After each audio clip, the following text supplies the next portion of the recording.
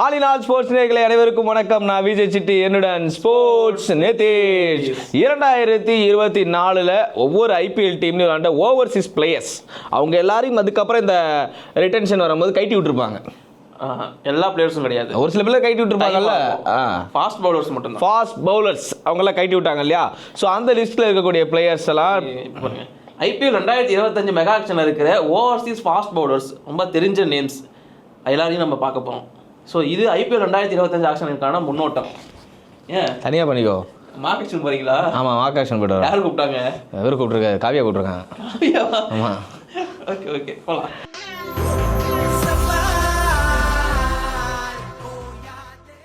First player யாரு? First player இந்த phone இல்லையேன்னு சொல்லி இப்போ வருத்தப்பட்டு இருக்கோம். நோக்கியா. ஓகே, சவுத் ஆப்பிரிக்காவை சேர்ந்த நோக்கியா. ரீசெண்டாக இன்டர்நேஷனல் டீமில் அவர் இல்லை, இன்டர்நேஷனல் டீமில் இல்லைனாலுமே அவருடைய பர்ஃபார்மன்ஸ் சொல்லிட்டு தான் கேள்விப்பட்டேன். எல்லாம் அந்த ஊழல் சதி அண்ட் சூழ்ச்சி. T20 சதியா? சரி, ஓகே. நோக்கியாவை பொறுத்த வரைக்கும் டெல்லி கேபிட்டல்ஸ்ல ஆடிட்டு இருந்தாரு. ஆமா, ப்ராமிசிங்கான அவரோட 150+ தான் அவரோட ட்ரேட்மார்க்கா இருந்துச்சு.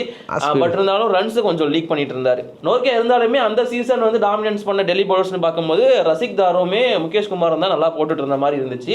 ஸோ அப்படி இருக்கிறப்போ நோக்கியா சோல்டு ஆவாரு, பட் பெரிய ரேட்டுக்கு போவாராங்கிறது தெரில. ஸோ நான் இப்போ வந்து ஃபஸ்ட்டு நம்ம சொல்ல போகிற 5 பிளேயர்ஸுமே 5 டிஃப்ரெண்ட்டான கண்ட்ரிஸ் வந்து எடுத்துகிட்டு வந்திருக்கேன். ஸோ அடுத்த பிளேயர் வந்து பார்த்தீங்கன்னா மேட் ஹென்ரி.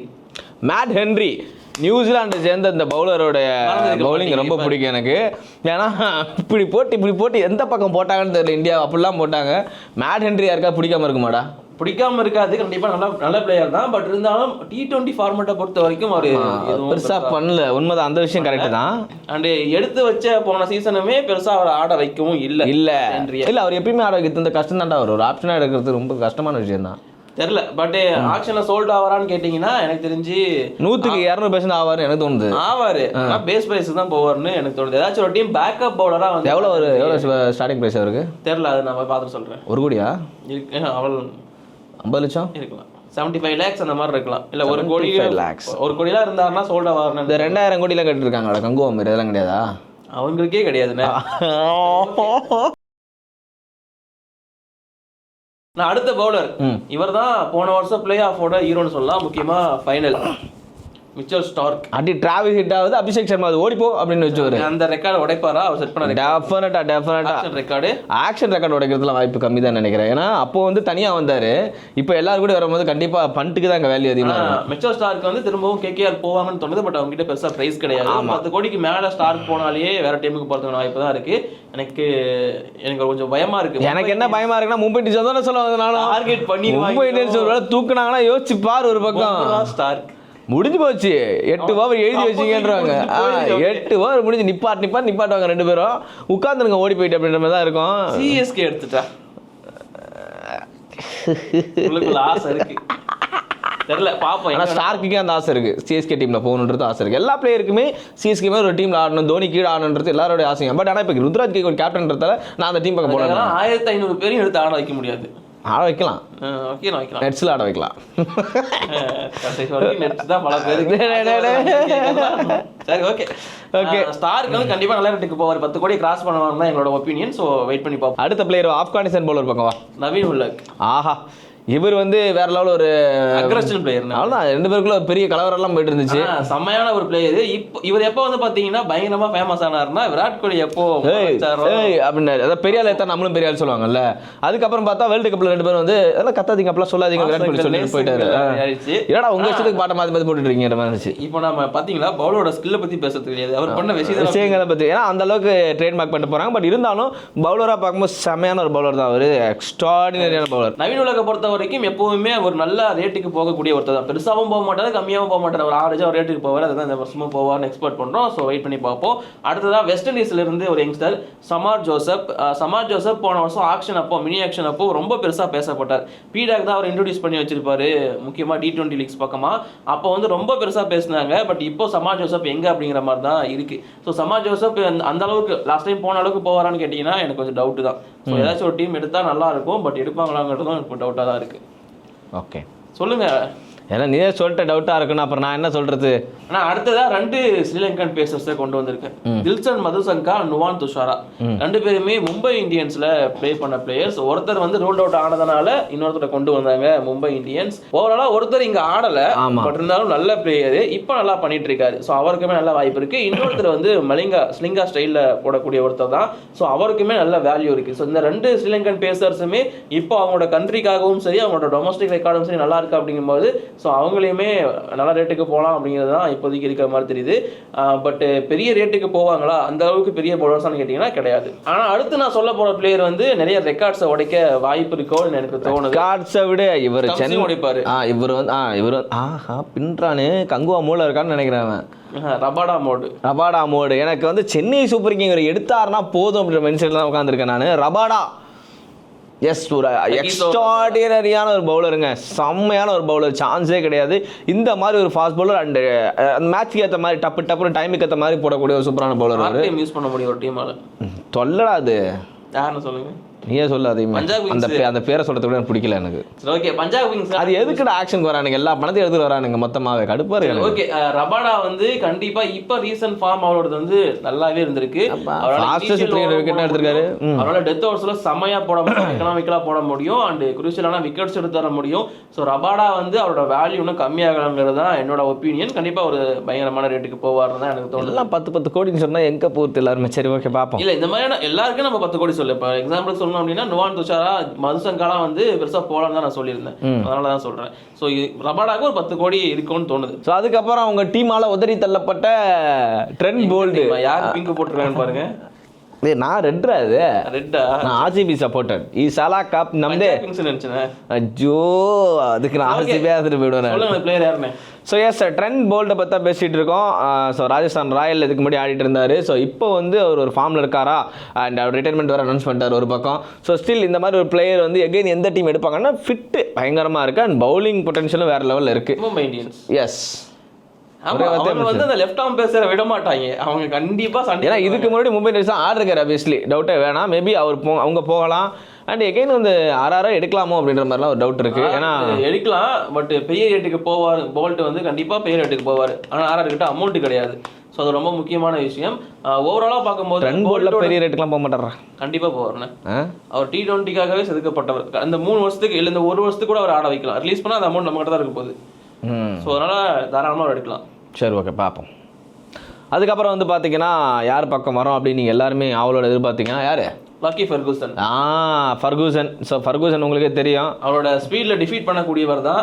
பட் விக்கெட் எடுப்பார். சம்டைம்ஸ் திடீர்னு ஃபார்மில் இருப்பார், திடீர்னு ஃபார்முக்கு வர மாட்டார். கடைசியாக ஆடினது எல்லாமே அசிங்கப்படுத்துறாங்க. இல்லை இப்போ அடுத்து சொல்ல போகிற எல்லா பவுலர்ஸுமே வந்து கடைசியாக ஆர்சிபியில் ஆடினவங்க அப்படிங்கிறது கூடுதலான விஷயம். லாக்கி ஃபெர்கூசனை பொறுத்த வரைக்கும் இப்போ ரீசெண்டாக கூட ஹாட்ரிக் எடுத்திருந்தார் ஸ்ரீலங்காவுக்கு எதிராக. ஓவராலாக பார்க்கும்போது ஃபெர்கூசன் வந்து நல்ல பவுலர் தான். பட் அவர் எங்கே ஆடுறாரு, யார்கிட்ட ஆடுறாருங்கிறத பொறுத்து அவரோட பர்ஃபார்மன்ஸ் மாறுதோங்கிறது என்னோட ஒப்பீனியன். லாஸ்ட் டைம் ஆர்சிபியில் இருந்ததுனாலே என்னவோ அவர் பெருசாக தெரியாமலே போயிட்டார். அது இல்லாமல் ரீஸ் டாப்லி அவருமே ஆர்சிபி பக்கம் தான் இருந்தார். அவரையும் சொல்லு, ரீஸ் டாப்லியுமே நிறைய ரன் லீக் பண்ணிட்டு இருந்தாரு. ஸோ ரீஸ் டாப்லியை பொறுத்த வரைக்கும் இப்போ ஆக்ஷன்ல இன்ஜுரி கன்சர்ன் ஒரு பெரிய பிரச்சனை இருக்கு. ஆமா, ரீஸ் டாப்லியை பொறுத்த வரைக்கும் அந்த இன்ஜுரி பெரிய பிரச்சனை. பட் இப்போ ரிகவர் ஆயிட்டாருன்னு சொல்றாங்க. இல்ல ரெக்கவர் ஆயிடுறாரு. ஒரு மேட்ச் 2 மேட்ச் விளையாடுறாரு, அப்புறம் திரும்ப இன்ஜுரி. நடராஜன் மாதிரி. நடராஜனாவது பரவாயில்ல, ஒரு சீசனாவது முடிச்சிடறாரு எப்படியாவது அப்படி இப்படின்னு. இவர் டாப்லாம் எங்க ஒரு சீசன் கம்ப்ளீட் பண்ண சீசன் சொல்றா. சரி ஓகே, போன சீசனுமே அடிதான். ரீஸ்டாப்லியுமே ஆக்ஷன்ல வந்து என்ட்ரி ஆயிருக்காரு. ரீஸ்டாப்லி இல்லாம இன்னொரு பிளேயர் வந்து அல்சாரி ஜோசப். அல்சாரி ஜோசப் உள்ள ஐபிஎல்ல டெபியூட் ஆகும் போதெல்லாம் வேற லெவல் பிளேயர்லாம் சொல்லி பேசிட்டு இருந்தோம். மும்பை இந்தியன்ஸுக்காகலாம் ஆடி இருக்காரு. பட் ஜோசப்போட ரீசன்ட் ஃபார்ம் அப்படிங்கிறது கொஞ்சம் டவுனா தான் இருக்கு. பட் வெஸ்ட் இண்டீஸ்க்காக ஓரளவுக்கு நல்லா பண்ணியிருக்காரு. T20 லீக்ஸை பொறுத்த வரைக்கும் பெருசா எதுவும் பண்ணல அப்படிங்கிற மாதிரி தான் இருக்கு. ஸோ அல்சாரி ஜோசப்போட வேல்யூமே ஆக்ஷன்ல வந்து கண்டிப்பா டிப்பா இருக்குங்கிற மாதிரி தான் எக்ஸ்பெக்ட் பண்றோம். சரி, ஆர்சிபி வந்து கடைசியாக ரிலீஸ் பண்ணப்பட்ட பிளேயர் அப்படின்னு சொல்லிடுறேன், டாம் கரன் அப்படி ஒரு பிளேயர் இருக்கா? இல்ல எனக்கு ஞாபகம் இருக்கு. மகேந்திர சிங் தோனி இடையில ஃபார்ம் அவுட் சொல்லும் போது லாஸ்ட் ஓவரில் ஃபினிஷ் பண்ண பவுலர் 16 ரன் தேவைப்பட்டுச்சு. சும்மா அந்த பக்கம் இந்த பக்கம் வெளுத்தாரு, அடிச்சிட்டாருங்க, ஃபினிஷ் பண்ணி கொடுத்துட்டாருங்க. நாங்கள் அன்னைக்கு பவுலராக இருந்த ஒரு பேர் டாம் கரன். டெல்லி கேபிட்டல்ஸ் கூட தான் அந்த மேட்ச், மறந்துட வேணாம். அப்போ தோனி ஃபார்ம்ல இருக்காரா ஐயோ கேட்டுட்டாங்க. இந்த லிஸ்ட்டை பொறுத்த வரைக்கும் ஒரு பிளேயர் வந்து அன்சோல்ட் ஆக வாய்ப்பு இருக்குன்னா அது எனக்கு டாம் கரனோன்னு தோணுது.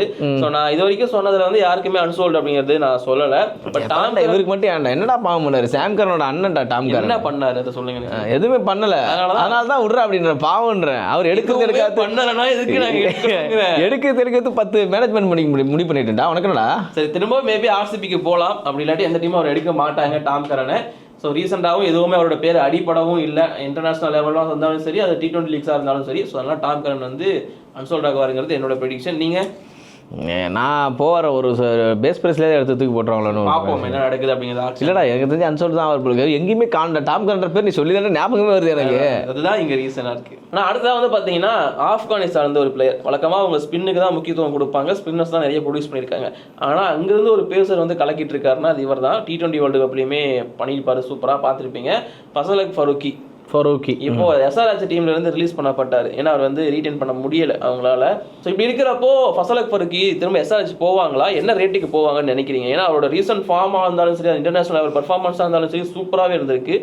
பட் ஆப்கானிஸ்தான்ங்கிற அந்த நேம் தான் அவரோட பிரைஸ் டேக்கை வந்து முடிவு பண்ணுவோம். உனக்கு ஒரு விஷயத்தை தான் SRH இனிமேல் போனால் இந்தியன் பிளேயர் மேலே தான் அதிகமாக போக முடியும். எவ்வளோ மார்க் பிளேயராக எடுப்பாங்க அவங்க. பவுலிங் அவங்க இருந்திருக்காருல்ல, அவர் இருந்திருக்காருன்றது ஓகே. என்னை பொறுத்த போக மாட்டாங்களோ, SRH போக மாட்டாங்களான்னு தோணுது. SRH விடுங்க, அவர் எவ்வளோக்கு போவார்னு சொல்லுங்க. அவர் சரி அடிப்பான் போல இருக்கே, போவார் ஒரு 4 கூட 5 கூடயாவது போவார். இதுவே வந்து பார்த்தீங்கன்னா இந்த அளவுக்கு ஃபார்ம் வச்சிருக்கிற ஒரு வேற ஒரு கண்ட்ரியை சேர்ந்த பிளேயராக இருந்தால் 10 கோடி கிராஸ் பண்ணியிருப்பாருன்னு நம்ம சொல்லியிருக்கலாம். இப்போ எக்ஸாம்பிளுக்கு இதே ஃபசலக் ஃபரூக்கி இங்கிலாந்துக்காகவோ இல்லை ஆஸ்திரேலியாக்காகவோ ஆடி இருந்தாருன்னா அது ஒரு தனி ரேட். இப்போ நீ யாரை திட்டுற, என்ன திட்டுறியா நாங்கள் திட்டுறியா? நான் சொல்கிறேன், அவ்வளோதான் உண்மை தானே. கங்குவா மேலே இருக்க கோவத்தில் ஏன் மேலே காட்டாதரா. பாருங்க, சந்தீப் சர்மா மாதிரி ஒரு பிளேயர் வேற கண்ட்ரில ஆடி இருந்தாருன்னா அவரோட வேல்யூ என்னங்கிறது. வேல்யூ விடுற நேரம் அவர் எங்க இருந்திருப்பாருன்னு வச்சு பாடுறா. ஏன் நீ வேல்யூ யோசிக்கிற? அவ்வளவுதான் டிஃபரன்ஸ். நேரம் சந்தீப் சர்மான்ற பேர் குழந்தையிலேருந்து எல்லாரும் தெரிஞ்சிருக்கும். இன்னைக்கு பும்ரா எப்படி கொண்டாடிட்டு இருக்கும், சந்தீப் சர்மா கொண்டாட வேண்டிய ஒரு பவுலர். எல்லாம் சஞ்சீவ் சாம்சன் இந்தியாவில் பிறந்து சஞ்சீவ் சாம்சன் நீனும் ஒதுக்கப்பட்டுட்ட போடா தம்பி. சரி ஓகே, ஐயோ அண்ணன் தானே நமக்கு. ஆனால் கடைசியாக 2 பேர் எடுத்துட்டு வந்திருக்கேன். இப்போ அவங்களோட பேர் பெருசாக அடிபட்டு இருக்கு. இது வந்து நாங்கள் திரும்பவும் சொல்லிக்கிறோம், IPL இருந்து ரிலீஸ் பண்ணப்பட்டு இப்போ ஆக்ஷன் கூட வந்திருக்கிற பிளேயர்ஸ். ஓகே ஓகே ஓகே அவர்தான் ஹர்திக் பாண்டியாவோட தம்பி. யார் ஹர்திக் பாண்டியா தெரியாது, ஸ்குவாட்ல நிற்கிற ஃபீல்ட் செட்டில் நிற்கிற மாதிரி. ஏன்னா 2 பேர் தலையிலேயே அந்த ப்ளூ கலர் பேண்ட் போட்டிருக்கோம். ஏன்னா கோட்ஸே பற்றி நாங்கள் பேசிட்டு இருக்கோம். ஸோ சவுத் ஆப்பிரிக்கா பவுலர் இப்போ அவரோட சம்பவமும் அப்படி பண்ணிட்டு இருக்காருன்னு உங்களுக்கு தெரியும். அதே சமயம் ரன்னும் லீக் பண்ணிட்டு இருக்காரு, அதுவும் பார்த்துருப்பீங்க. T20 பவுலிங் போகிறது கஷ்டம். போன வருஷம் IPL ஸ்டார்டிங்லாம் அந்த ஃபர்ஸ்ட் ஹாப் நடக்கும்போதெல்லாம் பறந்துகிட்டு இருந்துச்சு, பால் யாருலேயே இருந்துகிட்டு இருந்துச்சு, கேமராமேன் இப்படியே வச்சுருந்தாரு. அதனால வந்து அவர் போவார், ஒரு நல்ல பட்ஜெட்டுக்கு போவார்னு நினைக்கிறேன். பரவாயில்ல விடு. ஸோ அதுக்கப்புறம் கடைசி பிளேயர் மெயின் பிளேயர் பக்கம் வருவோம். Marco Jansen. நேற்று ஒரு 50 பவுலிங்கும் பயங்கரமாக போட்டார்ல, சஞ்சு சாம்சன் விக்கெட்டு. ஸோ கண்டிப்பாக மார்கோ யான்சன் 10 கோடி. அவர் ஹைட்டுக்கே நீங்கள் அவர் எடுக்கணுங்கிறேன். ஆமாண்ணே, அவங்கலாம் விக்கெட் எடுத்து செலிப்ரேட் பண்றாங்க, அவர் தலை மட்டும் தனியா தெரியுது. அவர் ஹைட்டுக்கே நீங்க உண்மையாதான் டைம்லாம் வந்து மார்க்கோ யான்சன் பவுமா நின்றுட்டு இருப்பாங்க. ஐயோ அதெல்லாம் மொரட்ட ரைம் ஸ்டூடியோ கிரீன் காலி நிக்கிற மாதிரி இருக்கும், பண்ணி நின்று இருப்பாங்க 2 பேரும். அது மாதிரி தான் இருக்கு. மார்க்கோ யான்சன் பிளேயராகவுமே பர்ஃபார்மன்ஸ் வேற லெவலில் இது வரைக்கும் பண்ணியிருக்காரு. இப்போ இந்த சீரீஸ்லையுமே கலக்கிட்டு இருக்காரு. அப்படிங்கும்போது ஒரு நல்ல வேல்யூ. ஆக்சுவலி வந்து பார்த்தீங்கன்னா மார்க்கோ யான்சனை SRHல ரீட்டைன் பண்ண முடியல. ரீசன் வந்து ஆல்ரெடி அவங்க வந்து முக்கியமான 3 ஓவர்சீஸ் பிளேயர்ஸை வந்து 21 கோடி வச்சிருக்காங்க கிளாஸனுக்கு.